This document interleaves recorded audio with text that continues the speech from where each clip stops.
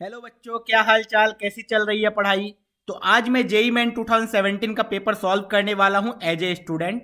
Paper solve करते time मैं बताने वाला हूं किस तरीके से मैं अगर स्टूडेंट होता तो एग्जाम देता, मैं क्या स्ट्रेटेजी यूज करता, कौन कौन से टेक्निक यूज करता ताकि कम टाइम में मेरा ज़्यादा क्वेश्चन सॉल्व हो पाता। मैं किस तरीके से क्वेश्चन को स्किप करता जाता अगर लेंदी क्वेश्चन होता तो, या डिफिकल्ट क्वेश्चन होता तो किस तरीके से स्किप करता। साथ ही साथ मैं ये भी बताऊंगा कि कोई भी क्वेश्चन देख के तुम्हें सोचना कैसे है कि ये क्वेश्चन इस टॉपिक से आया हुआ है, इस चैप्टर से आया हुआ है। ये सारी बातें पता चलेंगी इस वीडियो में। तो चलो स्टार्ट करते हैं वीडियो को। क्वेश्चन नंबर 1, इसमें बोला गया है there is a function f which is defined from real number to minus half to plus half. ये जो एक्सप्रेशन है इसका मतलब क्या होता है। दिस मीन्स कि फंक्शन का जो डोमेन है वो है आर एंड कोडोमेन जो है वो है ये। एंड ये फंक्शन डिफाइंड है as f x is equal to x divided by one plus x square. ध्यान से देखना इस फंक्शन को, x divided by one plus x square. ये फंक्शन आईआईटी का one of the favourite function है। ठीक है, बहुत बार इस टाइप के फंक्शंस पूछ चुके हैं आईआईटी ने। अब इस फंक्शन के बारे में उन्होंने क्या पूछा है देखना। बोला गया है function is injective surjective. Injective surjective, basically injective and surjective पे हमें कमेंट करना है। ठीक है, अभी देखना इंजेक्टिव का मतलब क्या होता है, फंक्शन इज वन वन है कि नहीं। अच्छा, सर्जेक्टिव का मतलब क्या होता है, ऑन टू है कि नहीं।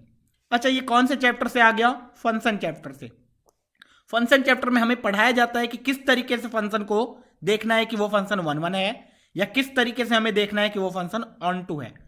तो जब भी ऑन टू और वन वन में इस टाइप के क्वेश्चंस आए तो तुम डायरेक्टली सबसे पहले क्या चेक करना, ऑन टू चेक करने नहीं बैठना है, सबसे पहले वन वन चेक करना। क्यों? क्योंकि अगर तुमने प्रूफ कर दिया फंक्शन इज वन वन तो तुम्हारा रेंज निकालना बहुत ही ईजी हो जाता है। कैसे? तुम क्या करते हो, बस एंड पॉइंट पे वैल्यू डाल देते हो, अपने आप पता चल जाता है कि रेंज कहां से कहां तक जाएगा। लेकिन तुमने प्रूफ कर दिया फंक्शन इज मैनी वन तो ये वाला टेक्निक नहीं चलता है।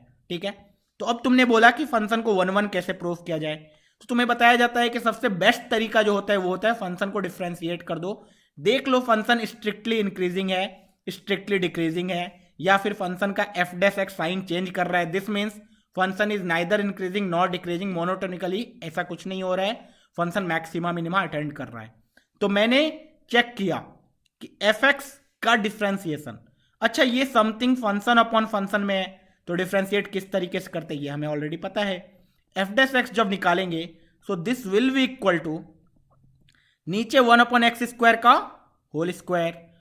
ओके, अब क्या करेंगे, बोलेंगे वन अपॉन एक्स स्क्वायर वाला जो होता है तो ये फंक्शन को अब एज इट इज रख दो, ऊपर वाले फंक्शन का डिफ्रेंसिएशन वन, माइनस ऊपर वाले फंक्शन को एज इट इज रख दो, नीचे वाले फंक्शन का differentiation is 2x।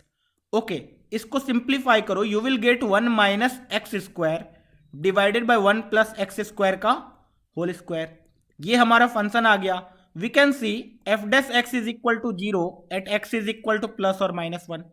This means अगर एफ डैश एक्स का साइन चेंज बनाया जाए तो वी कैन सी अगर वन से बड़ा नंबर लूँ तो एफ डैश एक्स कैसा होगा, नेगेटिव, वन से छोटा नंबर लूँ पॉजिटिव, नेगेटिव।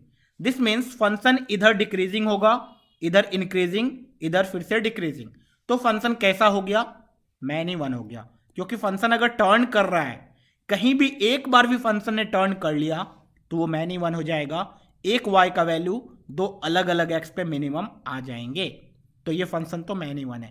पहला चीज हमें पता चल गया कि the function is not injective. Okay, अब सर्जेक्टिव के बारे में, अगर वन वन होता तो रेंज निकालना बहुत आसान था। कैसे करते हैं, ऑन टू चेक, तो हम लोग बोलते हैं रेंज निकालो, अगर range is equal to codomain के बराबर आ गया वो फंक्शन ऑन टू कहला जाता है। ओके, तो इस फंक्शन का रेंज बहुत अलग अलग तरीके से निकाला जा सकता है। एक टेक्निक मैं बताता हूं, देखो मुझे दिख रहा है x upon one plus x square. अच्छा, वन प्लस एक्स स्क्वायर देख के तुम्हें कुछ फंक्शन का याद आता है क्या, ट्रिग्नोमेट्रिक सब्सटीट्यूशन। तुम बोलोगे हाँ सर। कौन सा ट्रिग्नोमेट्रिक सब्सटीट्यूशन याद आता है?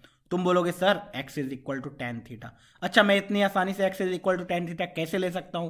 क्योंकि मुझे ऑलरेडी पता है कि for theta belongs to real number tan theta belongs to real number, और मुझे ऑलरेडी उसने दे रखा है कि x belongs to real number, इसीलिए मैं सब्सटीट्यूट कर सकता हूं।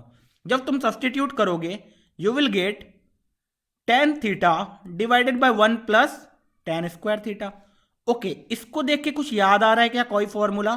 तुम बोलोगे साइन थीटा का फॉर्मूला इसी टाइप का होता है, लेकिन वहां से 2 tan theta divide by 1 plus tan square theta होता है। मैं बोलूंगा ठीक है, कोई प्रॉब्लम नहीं है, 1/2 से तुम मल्टीप्लाई कर दो। अब तुम इसको लिख सकते हो क्या 1/2 इंटू साइन 2 थीटा? तुम बोलोगे हाँ सर। अच्छा, अब तुम्हें पता है कि थीटा कुछ भी हो, साइन थीटा की वैल्यू कहां से कहां तक जाएगी? -1 से +1। अच्छा, दिस मीन्स ये टोटल का वैल्यू कहां से कहां तक? -हाफ से +हाफ। अच्छा, रेंज इतना है, कोडोमेन भी इतना ही है, this means function is onto. अच्छा, फंक्शन ऑन टू है, this means function is surjective but not injective. कौन सा ऑप्शन करेक्ट है? Option number 2। अब बहुत लोगों का ये क्वेश्चन हो सकता है कि सर मेरे दिमाग में अचानक से कैसे आएगा कि x की वैल्यू tan थीटा रख लो। चलो, ये बेचारा बच्चे प्रैक्टिस से आएगा, मैंने ऑलरेडी बताया कि मुझे कुछ इस टाइप का दिखा तो मैं रख सकता हूं। अब सपोज बच्चे ने बोला सर नहीं, बिना tan थीटा लिए करके दिखाओ। ठीक है, कर लेते हैं। अभी सोचो, बिना tan थीटा लिए करके दिखाओ मतलब क्या होता है? तुमने बोला मेरे पास फंक्शन के बारे में एग्जैक्टली आइडिया है। अब क्या आइडिया है? तुमने बोला मेरे पास जो फंक्शन है वो है कुछ x divided by 1 plus x square. Okay, अब देखना ध्यान से। अब तुम्हें पता है कि this function is changing its sign, मतलब 1 के आगे डिक्रीजिंग, एग्जैक्टली 0 पे वैल्यू इज 0। अच्छा, अब 1 पे वैल्यू कितना आ रहा है बताओ? When you will put 1 you will gate 1/2। अच्छा, जब -1 रखोगे तो कितना आ रहा है? -हाफ। दिस मीन्स 1 पे मैं एक लाइन खींच रहा हूं ऐसे। ठीक है, I will draw a line. देखो यहां पे ध्यान से, अब फंक्शन की ग्राफ बना रहा हूं मैं। तुमने बोला सर 1 पे तो 1/2 है, इधर डिक्रीज किया और डिक्रीज ऐसे। ठीक है, दिस मीन्स तुम्हें दिख रहा है कि -1 से +1 के इंटरवल में फंक्शन इज इंक्रीजिंग। अच्छा, तुम्हें अब पता है कि 1 के नीचे डिक्रीजिंग है और -1 के उधर भी डिक्रीजिंग है, लेकिन अब तुम्हें आइडिया नहीं है कि फंक्शन कहां तक जाने वाला है। तो तुमने बोला सर क्यों मैं लिमिटिंग कंडीशन निकाल लूं मैं? मतलब अगर x इन्फिनिटी की तरफ जा रहा हो, अगर x इन्फिनिटी की तरफ जा रहा हो तो this value will become limit x tending towards infinity x divided bye 1/x square. ये कितना आएगा? तुम बोलोगे 0, क्योंकि ऊपर का पावर कम है सर, नीचे का पावर ज्यादा है। तो दिख रहा होगा कि ये इन्फिनिटी में 0 की तरफ अप्रोच कर रहा है। सिमिलरली माइनस इन्फिनिटी में जाओगे तो 0 नेगेटिव साइड से अप्रोच कर रहा है। दिस मीन्स फंक्शन का ग्राफ ऐसा है। अच्छा, ये ग्राफ मैंने इसलिए बता दिया ताकि याद रखो कि इस टाइप का फंक्शन आएगा तो ग्राफ ऐसे बनाते हैं। अब तुम्हें दिख रहा होगा कि फंक्शन की मैक्सिमम वैल्यू कितनी है? 1/2। मिनिमम वैल्यू कितनी है? -1/2। तो तुमने क्या किया? बोल दिया रेंज इज फ्रॉम -1/2 से +1/2, और यहां से मैंने प्रूव कर दिया। तो ये बहुत ही बढ़िया क्वेश्चन था, बहुत कुछ सीखने मिला हमें।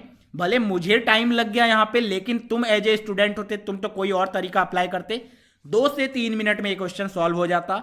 और मैं इस क्वेश्चन को फर्स्ट अटेम्प्ट में कर लेता, क्योंकि ज्यादा कॉन्सेप्ट भी नहीं लग रहे थे इस क्वेश्चन में। ठीक है, चलो क्वेश्चन नंबर 62 देखना। अब क्वेश्चन नंबर 62 में तुम देखोगे बोला गया is for a positive integer n the quadratic equation this. अब ये जो क्वाड्रेटिक इक्वेशन है ये बहुत ही खतरनाक टाइप क्वाड्रेटिक इक्वेशन है। बोला गया इसके 2 रूट्स होंगे which are 2 consecutive integral solution. मतलब एक रूट अगर अल्फा है तो दूसरा रूट क्या है? अल्फा +1, दोनों कंसेक्यूटिव है। देन वैल्यू ऑफ n क्या होगी? देखो, ये इस ईयर का सबसे टफ क्वेश्चन था। ठीक है, इस क्वेश्चन को देखते ही बहुत बच्चे ने स्किप भी कर दिया होगा, छोड़ दिया होगा, आगे निकल गया होगा। तुम्हें भी यही करना था। अगर तुम इस क्वेश्चन को देखोगे, हो सकता है बहुत लोगों को लगेगा सर ये तो मुझे आता है, मैं कर सकता हूं इसको। ठीक है, कर सकते हो, कोई बात नहीं, लेकिन तुम्हें पता चलेगा ये क्वेश्चन बहुत ही ज्यादा लेंथी है। तो इस क्वेश्चन को तुम क्या कर सकते थे? स्किप करके आगे निकल जाते, क्योंकि एक क्वेश्चन करो इजी वाला, एक क्वेश्चन करो टफ वाला, दोनों में मार्क्स कितने मिलेंगे? इक्वल। तो मैं क्यों ना इजी वाला क्वेश्चन करके ज्यादा मार्क्स ले आऊं। टफ वाला क्वेश्चन मैं सॉल्व करूंगा, हो सकता है नेगेटिव मार्किंग आ जाए, सिली मिस्टेक हो जाए, कुछ प्रॉब्लम हो जाए। इसीलिए हमेशा ये टेंडेंसी रखो कि जो भी टफ क्वेश्चन है उसको ऑन द स्पॉट छोड़ो, आगे बढ़ जाओ, नेक्स्ट क्वेश्चन करो। चलो इसको मैं यहां पे सॉल्व कर रहा हूं। देखना, बोला गया ये क्वाड्रेटिक इक्वेशन। सबसे पहले तो इस क्वाड्रेटिक इक्वेशन को हमें सिंप्लीफाई करना पड़ेगा। जब इस क्वाड्रेटिक इक्वेशन को सिंप्लीफाई करोगे यू विल सी, ये जो है पहला वाला ब्रैकेट इज x+0 बेसिकली, दूसरा वाला bracket is x+1 into x+2, इसी तरह x+n-1 इंटू x+n। ओके, अभी सोचो ये जो क्वाड्रेटिक सिंप्लीफाई होगा, एक्स स्क्वायर का कोएफिशिएंट क्या आएगा, बस ये सोच के बताना। तो तुम बोलोगे x into x is x square, यहां से भी x into x is x square, यहां से भी x into x is x square, मतलब हर जगह से एक्स स्क्वायर का कोएफिशिएंट 1 आ रहा है। और 1 कितनी बार आएगा सोच के बताना। तुम बोलोगे n टाइम। क्यों? या तो इसको देख लो 0 से n-1 तक गया, या तो सेकंड वाले को देख लो 1 से n तक गया। दिस मीन्स कितना आने वाला है एक्स स्क्वायर का कोएफिशिएंट? तुम बोलोगे n। ओके, चलो x का कोएफिशिएंट बताना, x का कोएफिशिएंट। तो तुम बोलोगे यस सर बताता हूं। तुम बोलोगे x into 1 will be 1 into x. Okay, x into 2 plus 1 into x 3x, तो 3 इंटू एक्स यहां से आएगा। अगला वाला क्या होगा, x plus 2 into x plus 3, इसमें x का कोएफिशिएंट कितना आएगा? तुम बोलोगे x into 3 3x, 2 into x 2x, तो 3x plus 2x is 5x। अब तुम्हें आइडिया लग चुका होगा।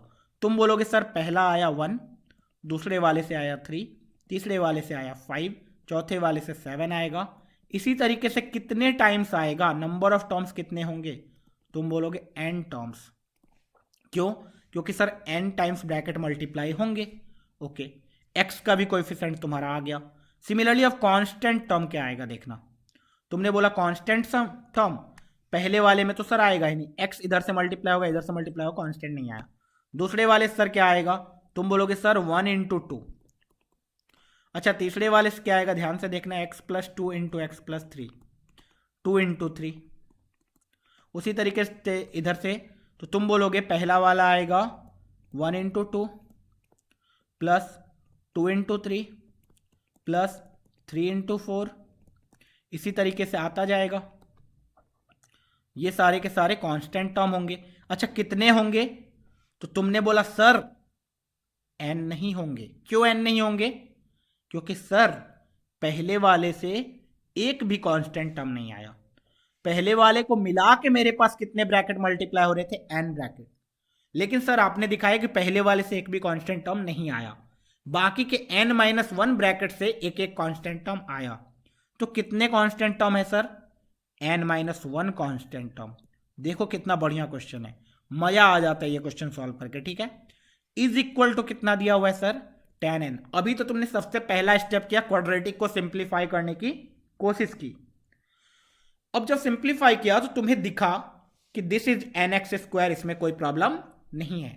अच्छा, ये वाला सम सबको रटवाया जाता है क्लास में, 1 plus 3 plus 5, sum of first odd natural numbers n square होता है। ठीक है, ओके, अब इस सम को देखना, 1 इंटू 2, 2 इंटू 3, 3 इंटू 4, ये तो क्लासिक सम है, r इंटू आर प्लस 1 का summation from r is equal to कहां से कहां तक? 1 से लेकर के n-1 तक। अच्छा, ये सम कितना आएगा? तो you will say r square plus r का सम निकालना है sir. So this will be equal to, r square का सम क्या होता है? n into n plus 1 into 2n plus 1/6, लेकिन n की वैल्यू कितनी है यहाँ पे? n-1। तो तुम बोलोगे n into n plus 1 that is n-1 plus 1 that is n into 2n plus 1, 2n will be equal to 2n minus 2 plus 1 is 2n minus 1 divided by 6 plus r का summation कितना होता है? n into n plus 1/2, लेकिन n के जगह यहां n-1 है, into n/2। ये आ गया तुम्हारा कांस्टेंट टर्म। ओके, तो अब क्वाड्रेटिक को और भी सिंप्लीफाई करते हैं। You can write n into x square plus n square into x plus ये पूरा का पूरा खतरनाक सा term n-1 into n into 2n-1/6 plus n-1 into n/2 is equal to tan n। ये तुम्हारा एक क्वाड्रेटिक इक्वेशन है। अब तुम्हें दिखा होगा कुछ कि n सर हर जगह से कैंसल आउट हो रहा है। ओके, तो यहां से मेरे पास जो क्वाड्रेटिक आया वो आया बहुत ही प्यारा सा X square plus N x plus, इन दोनों में n-1/2 कॉमन लेके इसको सिंप्लीफाई किया जा सकता है, 2n-1/3 plus 1 is equal to 10 sir. और भी सिंप्लीफाई कर लेते हैं, x square plus N x plus ये 2n-1 प्लस 3/3 हो जाएगा, सो दिस इज 2n प्लस 2/3 और 2 से 2 कटेगा, यहां से कटेगा, सो this is basically n-1 into n+1/3, ठीक है, इज इक्वल टू 10। ओके, तो तुम्हारे पास जो क्वाड्रेटिक आया that is x² plus nx plus n² minus 1/3 minus 10 is equal to 0। ये क्वाड्रेटिक आया, इसके कितने रूट्स हैं? 2 रूट्स हैं। एक रूट अगर अल्फा है, दूसरा रूट कितना है? α+1। देखो कितना इंटरेस्टिंग, कितना अच्छा क्वेश्चन है ये। जेई एडवांस लेवल का क्वेश्चन है और इसने जेई मेंस में डाल दिया। और तुम्हारे पेपर में जिसका भी ये वाला सेट होगा, क्वेश्चन नंबर 2 ही तुम्हारा ये आ गया। अगर तुमने इस पे टाइम स्पेंड किया होगा, तुम्हारा जरूर से जरूर 1-2 क्वेश्चन तो छूट ही गया होगा, इजी वाला, ठीक है। इसीलिए मैं बोलता हूं इस टाइप के क्वेश्चन को लास्ट में करने का। अगर टाइम बचा तो कर लो, नहीं बचा छोड़ के निकल लो, कोई दिक्कत नहीं है, ठीक है। अब बताओ इस इंफॉर्मेशन को कैसे यूज किया जाए कि एक रूट अल्फा है, एक रूट α+1 है। तो क्लास में जब डिफरेंस ऑफ द रूट बताया जाता है तो हमेशा ये वाला कॉन्सेप्ट बताया जाता है कि अगर मेरे पास एक रूट और 2 रूट क्वाड्रेटिक के हो और दोनों का डिफरेंस कांस्टेंट आ रहा हो, तो हमेशा क्या यूज करना चाहिए? डिफरेंस ऑफ द रूट वाला कंडीशन। तो वी कैन सी, अगर एक रूट अल्फा एक रूट बीटा होता तो अल्फा माइनस बीटा की वैल्यू 1 दी हुई है, डिफरेंस ऑफ द रूट 1 है, तो मैं दोनों साइड स्क्वायर कर दूंगा। अल्फा माइनस बीटा का whole square is equal to 1। अच्छा, अल्फा माइनस बीटा का whole square is same as alpha plus beta का whole square minus 4 alpha beta is equal to 1, isn't it? हाँ सही है। अब तुम्हें सम ऑफ द रूट पता है, sum of the root is n², square कर दिया, माइनस n होगा लेकिन उसका square, minus 4 into product of the root is c is n² minus 1/3 minus 10 which is equal to 1। अब इसको सॉल्व किया, so this is n² minus 4 times n² minus 1 minus 30 is minus 31/3 is equal to 1। अब तुमने इसको और भी simplify किया, so this is 3n² minus 4n² plus 4 into 4 into 3, okay, divided by 3 is equal to 3 मैंने बोल दिया। So this is 3n² minus 4n² which is equal to minus n² is equal to minus 121। So n² की value आ गई 121। So n will be equal to 11 और minus 11, ठीक है, n will be equal to 11 और minus 11। तो यहां पे उन्होंने बोला है पॉजिटिव इंटीजर है n, तो we can neglect n is equal to 11, तो final answer will be n is equal to 11, minus 11 को हमने नेग्लेक्ट कर दिया। तो one of the best question था ये और बहुत ही बढ़िया, बहुत सारे कॉन्सेप्ट यूज हुए, ठीक है। चलो क्वेश्चन नंबर 63 पे आते हैं। अब question number 63, let omega be the complex number such that 2ω+1 को z बोला गया, जहां पे z is minus of √3 which is equal to basically √3 iota. If this is equal to 3k then k is equal to what? Okay, इसको simplify करते, इसको जब simplify करोगे यू विल सी 1 इंटू इन दोनों को हटाया, this into this is minus omega to the power 9 which is 1 minus omega to the power 7 and minus omega to the power 4. Similarly, minus 1 into omega to the power 7 minus omega square. Similarly, फिर से plus 1 into omega square minus plus omega square plus 1.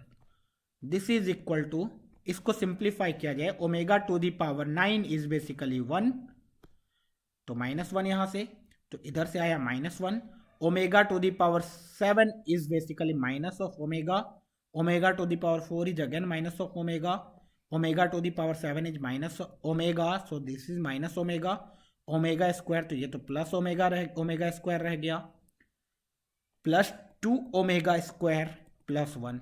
अब इसको देखा जाए -1 plus 1 तो cancel out हो रहा है, यहां से you can C 2 omega square plus omega square is 3 omega square minus 3 omega, okay, 3 common ले लिया जाए तो ओमेगा स्क्वायर माइनस ओमेगा आ गया। अब मुझे ऑलरेडी पता है कि 1 प्लस ओमेगा स्क्वायर। ओके, तो अब यहां से दिख रहा है omega is not a complex root of unity, मतलब 1 plus omega square is equal to 0 नहीं है, ये गलत हो जाएगा। तो मैंने बोला मुझे गिवन है कि z अगर -3 है तो z स्क्वायर की वैल्यू कितनी होगी, तो मैं बोलूंगा z square will be equal to -3, और z स्क्वायर यहां से निकालो, तुम बोलोगे 4 omega square plus 4 omega plus 1। अच्छा, दिस इज -3 और इसको लाओगे तो -4 is equal to 4 into omega square plus omega, और you can say that omega square plus omega will be equal to -1। अच्छा, ओमेगा स्क्वायर की वैल्यू यहां से कितनी आ गई, तो तुम बोलोगे -1 माइनस ओमेगा, तो मैं इसी को ऐसे लिखता हूं 3 टाइम्स -1 माइनस ओमेगा, और एक माइनस ओमेगा ऑलरेडी है, सो -3 कॉमन ले लूँ या फिर 3 ही रहने दो, यहां आ जाएगा 1 प्लस 2 ओमेगा, और 1 प्लस 2 ओमेगा तो z है, सो दिस इज -3z। अच्छा, इन्होंने बोला इसकी वैल्यू आएगी -3z और यहाँ पे 3k, तो k की वैल्यू कितनी -z। तो ये इजी क्वेश्चन था, ये मैं फर्स्ट अटेम्प्ट में कर लेता। यहाँ पे पॉसिबल मिस्टेक क्या हो सकता था बच्चों से, सपोज बच्चे कोई सॉल्व करते, क्या सिली मिस्टेक हो सकता था, तो सबसे बड़ा सिली मिस्टेक क्या हो सकता था कि they can assume omega to be a complex cube root of unity, जो कि नहीं है यहाँ पे। तो हमें बस ध्यान रखना है कि क्या क्वेश्चन में गिवन है, if they are using omega then if they have given it और नॉट। कितनी बार ऐसा होता है, they use to say omega is not equal to 1 and omega is a complex cube root of unity, then only you can apply 1 plus omega square is equal to 0, otherwise you have to follow the condition which is given in the question। ठीक है, तो ये easy question था, कर लेते हैं आराम से। So the next question is from the matrix।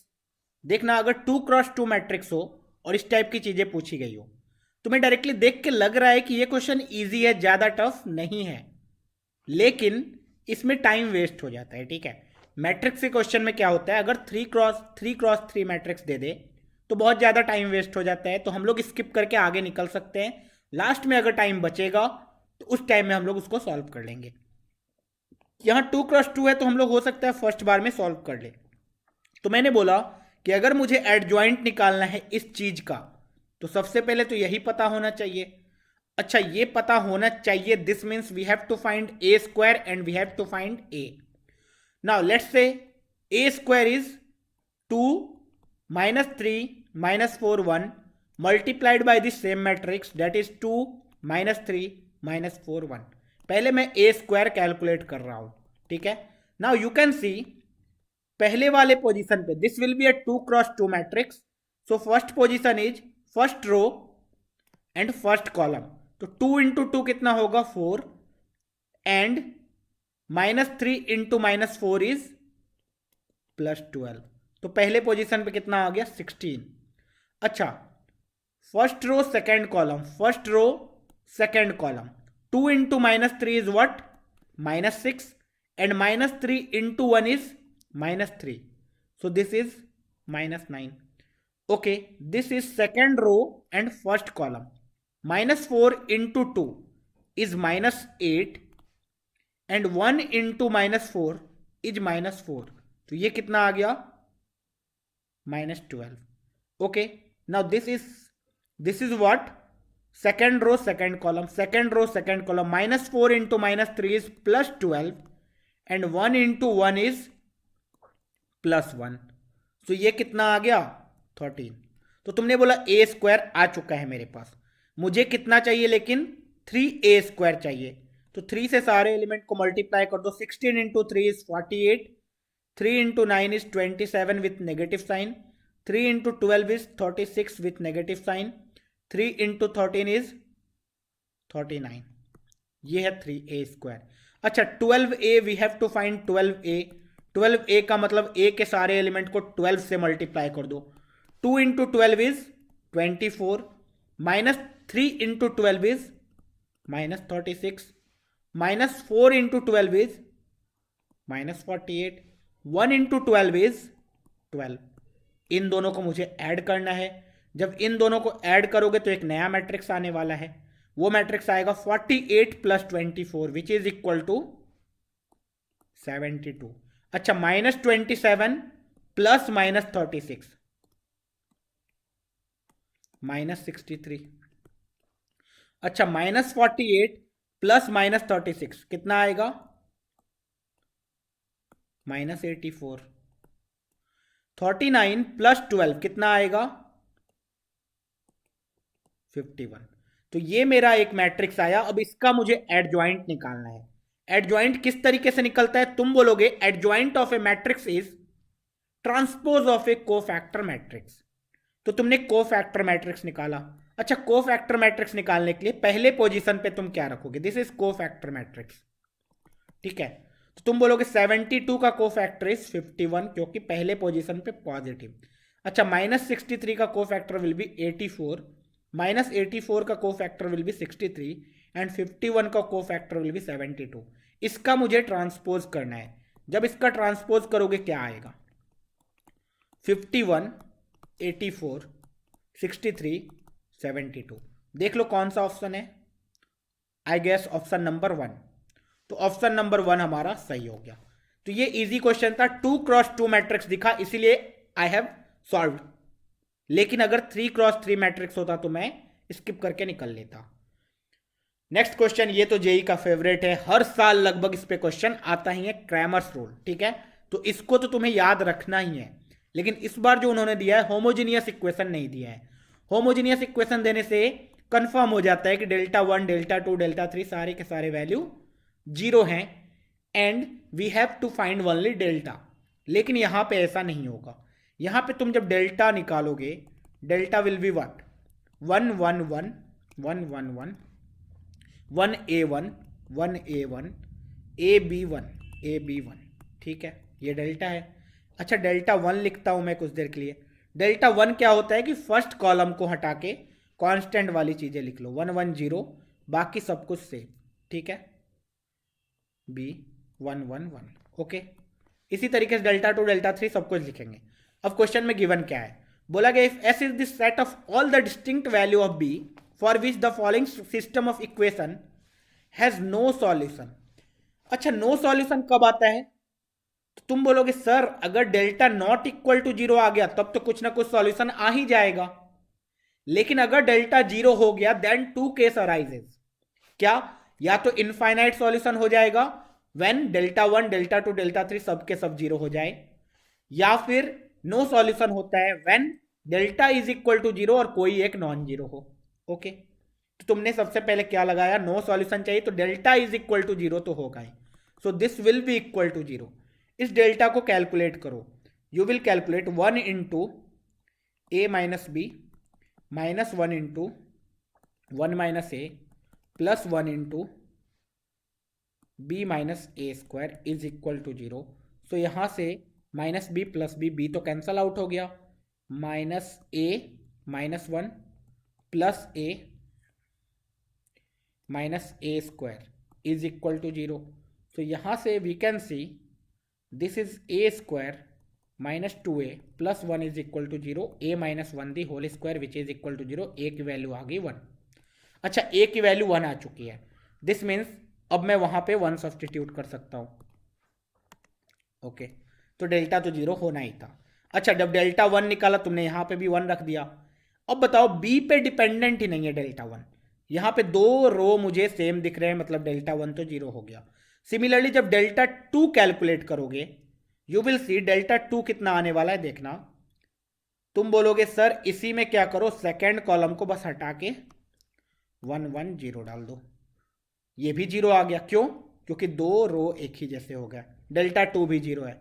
Similarly जब Δ3 कैलकुलेट करोगे यू विल से कि सर Δ3 निकालना है तो ऐसा काम करो ना, वो जो है 1 1 a 1 1 b और यहां पे 1 1 0 कर दो सर। अब यहां भी दिख रहा है सर दोनों रो सेम है, मतलब 0। तो हमारा क्या आया? Delta is equal to Δ1 is equal to Δ2 is equal to Δ3। सबके सब क्या आ गए? 0। यहां से तुम कंक्लूड क्या करोगे कि इस इक्वेशन का सॉल्यूशन इनफाइनाइट है ना। तुमने क्रैमर्स रूल में पढ़ा है कि इनफाइनाइट सॉल्यूशन अगर डेल्टा भी जीरो हो जाए, डेल्टा 1 डेल्टा 2 डेल्टा 3 सब जीरो हो जाए तो, क्योंकि ये तो डिपेंड ही नहीं कर रहा है बी पे। ओके, तो आंसर क्या रखते तुम कि नो सॉल्यूशन कभी आएगा ही नहीं, इनफाइनाइट सॉल्यूशन होगा, मतलब बी की वैल्यू एम्प्टी सेट है ना। मैक्सिमम बच्चे ये टिक कर देंगे। लेकिन इस बार जेईई मेन सच में पहली बार दिमाग वाला क्वेश्चन पूछा। अब देखना इस तीनों इक्वेशन को ध्यान से, इस तीनों इक्वेशन को ध्यान से देखो। तुम्हें ऑलरेडी पता है ए इज वन, ठीक है। अब यहां से तीनों को ध्यान से देखना। बताओ, जिस दिन मैं b की वैल्यू 1 ले लूंगा, जिस दिन मैं b की वैल्यू 1 ले लूंगा, पहले वाले इक्वेशन को देखो, दूसरे वाले इक्वेशन को देखो, ये दो प्लेन को रिप्रेजेंट करते हैं। और दोनों के दोनों प्लेन क्या कोइंसिडेंट है? बोलेंगे नहीं। दोनों के दोनों प्लेन पैरेलल हैं। और दो पैरेलल प्लेन कभी इंटरसेक्ट करेगा? बोलेंगे नहीं, कभी भी इंटरसेक्ट नहीं करेगा। मतलब क्या हो गया? No solution. किस केस में नो सॉल्यूशन आया? सिर्फ एक केस में, when b is equal to 1। This means इस सेट में एक एलिमेंट होगा which is equal to 1। So this was one of the best question. Maximum बच्चे यहां पे डी ऑप्शन टिक करके आए होंगे, लेकिन ऑप्शन इज सी। तो ये बहुत ही बढ़िया क्वेश्चन था, ठीक है। नेक्स्ट क्वेश्चन, ये this question is from the house of permutation and combination. बहुत ही बेसिक पीएनसी उन्होंने पूछा है, ज्यादा दिमाग भी नहीं लगाना है। उन्होंने बोला दो लोग हैं, एक मैन है एक उसकी वाइफ है, ठीक है। अब मैन का नाम एक्स है, वाइफ का नाम वाई है। अब बोला मैन के भी 7 फ्रेंड है, वाइफ के भी 7 फ्रेंड है। अच्छा, एक्स के जो 7 फ्रेंड है उसमें से 4 लेडीज हैं, 3 जेंट्स है। वाई के जो 7 फ्रेंड है उसमें 4 जेंट्स हैं और 3 लेडीज है। 7 फ्रेंड है दोनों के। अब उन्होंने सोचा एक पार्टी करते हैं, ठीक है। और इन्होंने पहले ही बोल दिया there is no any common friends, कोई भी कॉमन फ्रेंड उनमें नहीं है। और उन्होंने डिसाइड किया कि लेट्स हैव पार्टी। अब पार्टी करेंगे तो उन्होंने ये डिसाइड किया कि मैं भी अपने 3 दोस्त को बुलाऊंगा, तुम भी अपने 3 दोस्त को बुलाओ, ठीक है। दोनों लोगों ने डिसाइड किया चलो 3 दोस्त को बुलाते हैं। अच्छा, और इन्होंने ये भी डिसाइड किया कि पार्टी में एग्जैक्टली 3 लेडीज आनी चाहिए और एग्जैक्टली 3 मैन आने चाहिए। तो बोला गया कितने तरीके से ये लोग पार्टी में लोगों को बुला सकते हैं। सोचो, कॉमन सी बात, तुमने बोला एग्जैक्टली 3 एक्स वाले दोस्त से भी लेना है, एग्जैक्टली 3 वाई वाले दोस्त से भी लेना है। ये भी कंडीशन है कि 3 लेडीज और 3 जेंट्स भी चाहिए। तुम क्या क्या पॉसिबिलिटी देख सकते हो? तुम बोलोगे हो सकता है एक्स और वाई दोनों का मैं लिख रहा हूं, एक्स और वाई। हो सकता है एक्स ने तीनों फीमेल फ्रेंड को बुला लिया और 0 मेल फ्रेंड को बुलाया, ठीक है। और उसी टाइम पे वाई क्या करेगी? 0 लेडीज 3 मेल को बुलाएगी। सेटिस्फाई हो गया कंडीशन? बोलेंगे हाँ। अब इजी है। या फिर हो गया मतलब प्लस, या फिर ऐसा हो जाए एक्स 2 लेडीज फ्रेंड को बुलाए, 1 मेल फ्रेंड को बुलाए, और at the same time y को क्या करना होगा? 1 लेडी को बुलाना होगा, 2 मेल को बुलाना होगा। अच्छा, नेक्स्ट इज एक्स क्या करे, एक्स और वाई, एक्स क्या करे? 1 लेडी फ्रेंड को बुलाए, 2 मैन को बुलाए। At the same time y क्या करेगा? 2 लेडी 1 मैन को बुलाएगा। कंडीशन फुलफिल हो गया। या फिर ऐसा हो जाए एक्स 0 लेडीज को बुलाए, 3 के 3 मैन को बुला ले, वाई 3 के 3 लेडीज को बुला ले, 0 मैन को बुला ले। ये सारे कंडीशंस पॉसिबल है। तो अब तुमने बोला एक्स 3 लेडीज को बुलाएगा, उसके पास लेडीज कितना? 4 में से किसी 3 को बुला लेगा वो। वाई 3 मेल को, उसके पास भी मेल 4 में से किसी 3 को। एक्स 2 लेडीज को बुलाएगा, मतलब 4 में से किसी 2 लेडीज को बुलाएगा, और 1 मेल को बुलाएगा, 3 में से किसी 1 मेल को। वाई क्या करने वाला है? 1 लेडीज डेट इज 3 में से किसी 1 लेडीज, 2 मैन मतलब 4 में से किसी 2 मैन को। या फिर 1 लेडी मतलब 4 में से किसी 1 लेडी, 2 मैन मतलब 3 में से किसी 2 मैन को बुलाएगा। वाई क्या करने वाला है? 2 लेडी चाहिए, 3 में से किसी 2 लेडी को, एंड 4 में से किसी 1 मैन को। या फिर एक्स क्या करेगा? तीनों के तीनों मैन को, मतलब 3C3 और ये 3C3। अब इसको काउंट करो, 4C3 is 4, 4C3 is 4, 4 into 4 is 16, plus 4C2 is 6 into 3 18, और ये भी 18, 18 का स्क्वायर इज 324। अच्छा, 4C1 is 4, 3C2 is 3, ये हो गया 12, 12 इंटू 12 इज 12 का square which is equal to 144। 3c3 is 1, 3c3 is 1, ये भी 1। अच्छा सबको काउंट करते हैं, so this will be equal to 4 4 8, 1 9 6 15, last में 5, सो दिस इज बेसिकली 485। एक ही ऑप्शन में लास्ट में 5 है, तो 485 इज द करेक्ट आंसर। तो ये क्वेश्चन में मिस्टेक क्या हो सकता था, हम लोग मे भी गुफ ऑफ कहाँ करते हैं, ये वाली चीज में, जब ये 4c3 2c3 लिख रहे थे इसमें कंफ्यूजन था। क्यों? क्योंकि उन्होंने कंफ्यूजन दे दिया था 1 का 4 1 का 3, 1 का 4 1 का 3, इस टाइप से कंफ्यूज कर दिया था हमें। तो हो सकता था हमें ये कॉन्सेप्ट ये तो क्लिक कर जाता, लेकिन आंसर लिखने में हम लोग मे भी पॉसिबल मिस्टेक कर जाते कुछ, और हमारा आंसर रॉन्ग आ जाता। ठीक है, तो ये भी क्वेश्चन हम लोग फर्स्ट अटेम्प्ट में कर लेते। ठीक है, क्वेश्चन नंबर 67।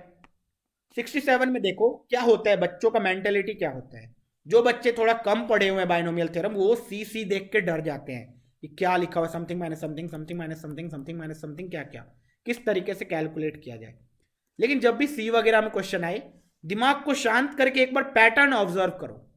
जब तुम पैटर्न देखोगे, ये ब्रैकेट तो फालतू का दिया हुआ है, तुम्हें दिखना चाहिए, हर चीज प्लस में है। A plus B bracket C plus D लिखो, या फिर A plus B plus C plus D लिखो, बात तो एक ही है।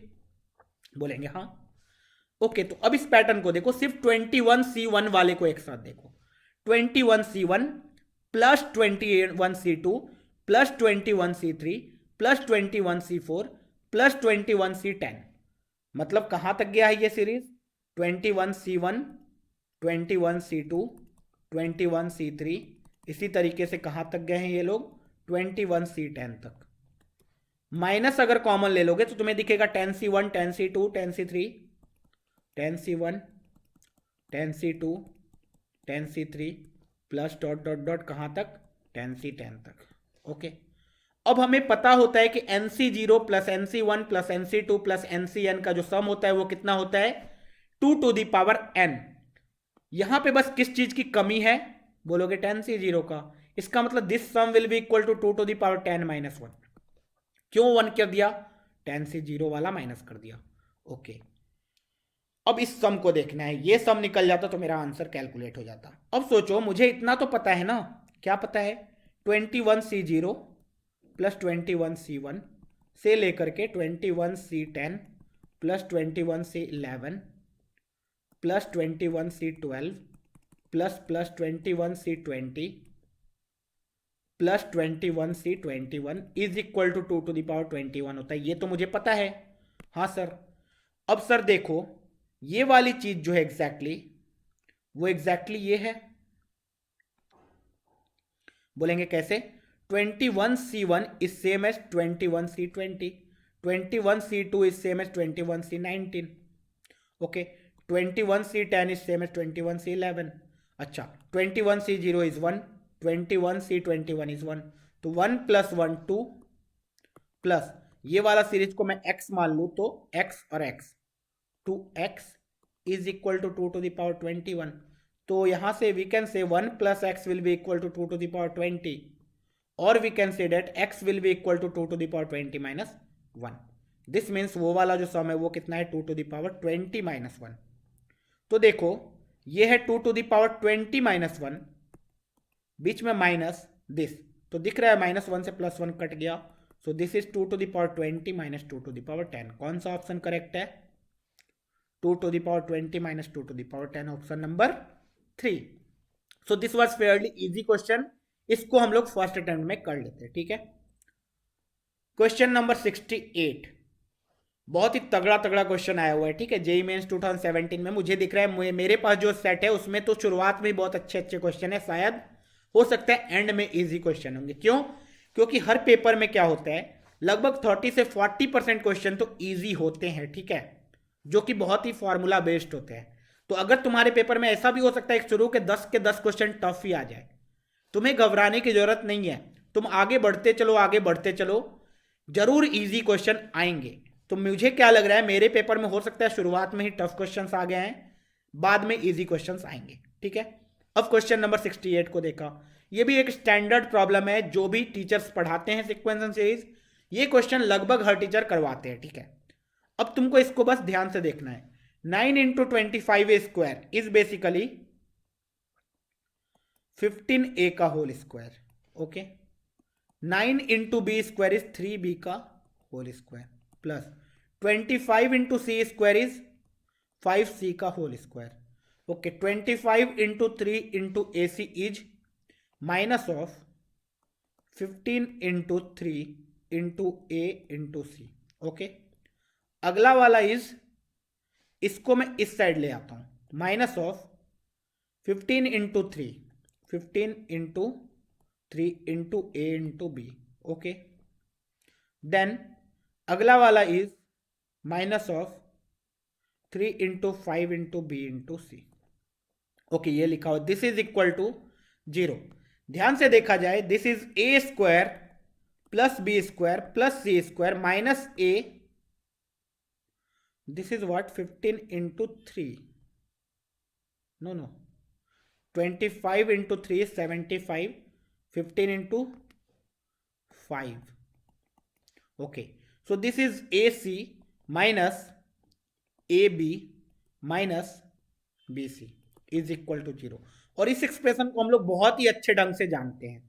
ये फॉर्मूला बताया जाता है बहुत ही शुरुआत में कि A square plus B square plus C square minus A B minus B C minus A C can be written as half of A minus B the whole square plus B minus C the whole square plus C minus A the whole square. तो this can be written as 15a minus 3b का whole square plus 15a minus 5c का whole square plus 3b minus 5c का whole square का half is equal to 0। अब इस चीजों को ध्यान से देखो, 3 स्क्वायर का सम 0 है, 3 पॉजिटिव नंबर्स हैं, उनके स्क्वायर का सम 0 है। ऐसा कभी हो सकता है क्या? क्या ये पॉसिबल है? तुमने बोला हाँ सर, ये तभी पॉसिबल होगा जब तीनों के तीनों 0 हो जाए सर, इसके अलावा कभी पॉसिबल नहीं होगा sir. This means 15a 3b के बराबर हो जाए, 3b 5c के बराबर हो जाए, 5c 15a के बराबर हो जाए। This means 15a is equal to 3b is equal to 5c के बराबर हो जाए सर। अच्छा, सबके सब k के बराबर, तो a की वैल्यू आ गई k अपॉन 15, b की वैल्यू आ गई k अपॉन 3 और c की वैल्यू आ गई k अपॉन 5। ओके, अब उन्होंने बोला है ए बी सी एपी में है, जीपी में है, क्या है? तो you can see b into c is k square by 15। No, GP में क्या? B c a are in AP, b c और ए पी में है। This means 2c is equal to a plus b. क्या ऐसा है? a plus B निकालोगे तो कितना आएगा? 5 प्लस 1 6k बाय 15। अच्छा, 2c निकालोगे तो कितना आएगा? 2k by 5, 3 into 2 3 into 5, 2k by 5। तो b c a are in AP, पहला वाला ही ऑप्शन करेक्ट हो गया, b c a are in AP. Okay, आगे बढ़ते हैं। One of the best question था ये भी, ठीक है। चलो, ये क्वेश्चन आया फंक्शनल इक्वेशन से। बहुत बच्चे फंक्शनल इक्वेशन देख के डर जाते हैं, और ये तो डरावना टाइप का उन्होंने दिया भी था थोड़ा फंक्शनल इक्वेशन, ठीक है। लेकिन इन्होंने एक चीज दे दी कि फंक्शन उन्हें ऑलरेडी बता दिया, कि function is A x square plus B x plus C. साथ में उन्होंने एक और कंडीशन दे दिया कि A plus B plus C की वैल्यू कितनी? 3। अब अगर ये फंक्शन ऑलरेडी पता ही है, तो इस फंक्शन को मैं क्या फंक्शनल इक्वेशन में डाल सकता हूं, क्योंकि फंक्शन हमेशा सेटिस्फाई करेगा अपने इक्वेशन को। Okay, so we can say that इस इक्वेशन को डालते हैं तो ए एक्स प्लस वाई का whole square plus B x plus Y plus C होगा। F of X plus Y का मतलब एक्स के जगह क्या रख दो? एक्स प्लस वाई तुमने रख दिया, is equal to f x a x square plus B x plus c, f y is a Y square plus b y plus C plus x y. Okay, रहने दिया। इसको simplify करोगे, you will get a x square plus a Y square plus 2axy plus B x plus b y plus c is equal to a x square plus जो भी ऊपर लिखा हुआ है, ठीक है। अब तुम्हें यहां से दिखेगा A x square is getting cancelled out, A Y square is getting cancelled out, also B X is getting cancelled out, B Y is also getting cancelled out, एक C 1c is getting cancelled out. Okay, तो यहां से you will C 2axy इधर बचा सिर्फ, is equal to c plus x y. अच्छा, तुम्हें दिख रहा है इधर xy का कोएफिशिएंट है समथिंग और c तो कुछ है ही नहीं, this mean c is equal to 0। c यहां से तुमने बता दिया 0 है, और तुम्हें दिखा 2a इज इक्वल टू 1, तो a की वैल्यू 1/2। अच्छा, a की वैल्यू 1/2, c की वैल्यू 0, और तुम्हें पता है कि a plus B plus c is equal to 3, तो b की वैल्यू कितनी आ गई 3 माइनस 1/2, this is that is equal to 5/2। अब मेरे पास फंक्शन हूबहू आ चुका है। फंक्शन क्या आ गया, f x is equal to a x square that is x square by 2 plus b is 5/2 x और सी तो 0, which is equal to x square plus 5x/2। अब इस फंक्शन का बेसिकली तुम्हें समेसन निकालना है, एफ एन का summation 1 से 10 तक, एन इज इक्वल टू 1 से 10 तक, ये 1/2 को तुमने बाहर निकाल दिया, तुमने बोला क्या निकालना है मुझे, एन स्क्वायर प्लस 5n। ये समेसन तो बचपन से ही निकालने जानते हैं, सबसे बेसिक वाला समेसन है, विच इज इक्वल टू 1 से 10 तक, तो 10 into 10 plus 1 into 2n plus 1 divide by 6 plus 5 times 10 into 10 plus 1/2। इसको सिंप्लीफाई करो, you will say 3 into 2, 3 into 7, 2 into 5, and this is 2 into 5. So we will see this is 1/2, 5 into 7, 35 into 11. So ये कितना आ गया 5, 385 plus ये भी 25 है, so 25, 25, 5, 275। अच्छा, इन दोनों को ऐड कर दिया, so you will gate 5 plus 5 0, 7 plus 8 15 plus 1 16, 6 से डिवाइड बाई 2 दैट इज 330। सम कितना आ गया finally 330। Option number 4 is the correct one. ठीक है, ये भी क्वेश्चन बहुत ही आसानी से हमने कर लिया, ये इजी क्वेश्चन था, हमें कर लेना चाहिए पहले अटेम्प्ट में। चलो अब नेक्स्ट क्वेश्चन को देखो। Next question is from the house of limit, और ये सब लिमिट इजी होता है। जब तुम π/2 को डालोगे वहां पे तुम्हें दिख रहा होगा कि ये तो सर क्या बन गया 0/0 फॉर्म। अब इस लिमिट को सॉल्व करने का दो अलग अलग तरीका है। जब भी मेरे पास x tending towards something limit हो, हमें जो भी फॉर्मूले पते हैं, जो भी फॉर्मूला हमें पता है ऑलरेडी, वो सारे के सारे फॉर्मूले लिमिट x टेंडिंग टुवर्ड्स 0 पे है, तो हमें 0 देखना बहुत ही बढ़िया लगता है। ठीक है, तो एक तो तरीका होगा कि 0 पे अप्रोच करवा दो, या फिर डायरेक्टली सॉल्व कर लो। LH रूल लगा लेते हैं बहुत बच्चे, ठीक है, क्योंकि 0/0 फॉर्म है, LH रूल लगा दिया, सॉल्व हो गया फटाक से। मैं क्या करता हूं, कुछ देर के लिए x is equal to π/2 plus h रख देता हूं। क्यों? क्योंकि x अगर π/2 को जा रहा है तो h कहां जा रहा है 0, तो this means limit is equal to h tending towards 0 cot of π/2 plus h। cot π/2 plus theta is minus tan theta, minus cos of π/2 plus theta, cos of π/2 plus theta is minus sine theta, तो ये plus sine. नीचे आ गया क्या, pi minus 2 into π/2 plus h का whole cube. Okay, इसको simplify किया, pi से पाई कट गया, दिख रहा है तुम्हें, whole cube is basically minus 2h, so this is tan h minus sine h with negative sign divided by minus 8h का होल क्यूब। ओके, अब माइनस माइनस कट गया, लिमिट h टेंडिंग टुवर्ड्स 0। बहुत बच्चे को ये बोला जाता है जब लिमिट पढ़ाने टाइम कि इसको याद ही रख लो, that is limit x tending towards 0 tan x minus sine x divided by x cube is 1/2। ऐसे भी निकाल सकते हो, नहीं तो तुम ऐसे भी कर सकते हो, साइन x कॉमन निकाल लिया, साइन x बाय x वाला फॉर्मूला लगा दिया, उससे भी हो जाएगा। ठीक है, लेकिन तुम याद रखोगे directly 1/2 into 1/8 which is equal to 1/16। तो ज़्यादा लोचा नहीं था इसमें, हमने इसको नहीं भी किया होता, डायरेक्टली भी सॉल्व किया होता तो आ जाता, LH रूल लगाता उससे भी आ जाता, तो बहुत ही ईजी क्वेश्चन था। So this was enough for part 1। अब हम लोग आगे के क्वेश्चन पार्ट 2 में करेंगे। ठीक है।